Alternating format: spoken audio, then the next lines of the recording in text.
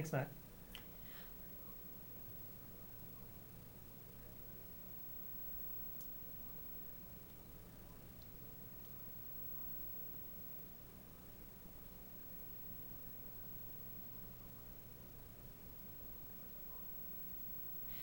Well, this brings up several things I'd like to talk about. Another topic yesterday that came up several times was about the pre-K in the state and how we don't seem to be getting the job done in pre-K. We have a choice program in pre-K, and we see how it works. We have all different kinds of pre-K programs. It's voluntary, and we see that kids are still coming in with all different types of background.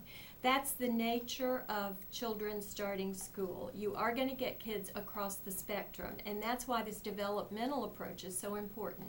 You've got to take these children where they are, and yes, it takes a lot of hands-on. Your child is not getting the attention he needs because they've taken the aides out of the kindergarten classes. When my children were in kindergarten back in the 90s, there was the classes were small, and there was an aide in every kindergarten class.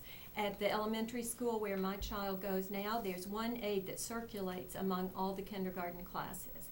So if you want to talk about your child not getting what your child needs, you need to talk about the budget cuts that this legislature, or our Florida legislature, has done, and the damage they're doing to the education budget, because that's the kind of valuable resource you lose in the classroom.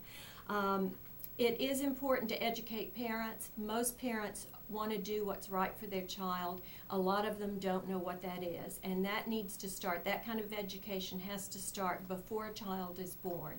It has to start, with home visits when a baby's born. They did that program in Vermont years ago. I'm not sure if it's still going on. They did home visits for anybody that wanted them, and I think they were able, home visits, giving people information about programs that were available for any number of services and health care and all kinds of things, and they reduced the number of cases of child abuse, domestic abuse.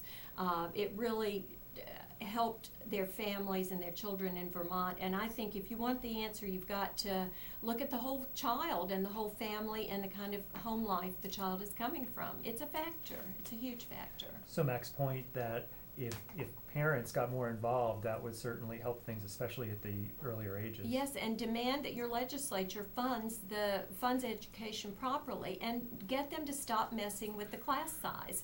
They keep trying to undo, and there's Jeb Bush again. He said he had a devious plan to undo the class size amendment when it first passed.